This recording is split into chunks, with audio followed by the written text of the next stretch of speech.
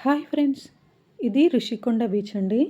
ఇక్కడ చూడండి వాటర్ అయితే ఎంత క్లియర్‌గా ఉన్నాయో. చాలా ఫ్రెష్‌గా ఉన్నాయండి వాటర్ అయితే. ఈ బీచ్ అయితే చూడ్డానికి ఇంకా చెప్పక్కర్లేదండి. చాలా బ్యూటిఫుల్‌గా ఉంటుంది. బీచ్‌కి వెళ్తే కనీసం కాళ్ళైనా తడుపుకోకుండా రాము కదా! ఇలా ఈ వాటర్‌లో అయితే కాళ్ళు తడుస్తూ ఉంటే అయితే చాలా తెల్లగా అయిపోయాయండి. ఎందుకో మీకేమైనా తెలిస్తే కామెంట్ చేయండి. ఇంకా ఈ బీచ్‌లో ఇసుకలో నడుస్తూ ఉంటే కూడా చాలా సరదాగా ఉంటుంది కదా! మోస్ట్‌లీ బీచ్ అంటే ఇష్టపడని వారు ఉండరండి. ఇంకా పెద్దవాళ్ళే చిన్న పిల్లల్లాగా బీచ్‌లో ఆడుతూ ఉంటే ఇంకా చిన్న పిల్లలైతే చెప్పక్కర్లేదండి.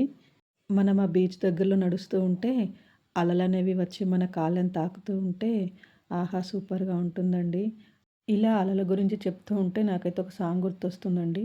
అలలే చిట్టలలే భయపడకండి, నేనేం పాట పాడట్లేదు. నాకు ఈ సాంగ్ గుర్తొచ్చిందని చెప్తున్నానంతే. ఈ బీచ్ దగ్గరైతే కొండలవి అయితే చాలా బావుంటాయండి.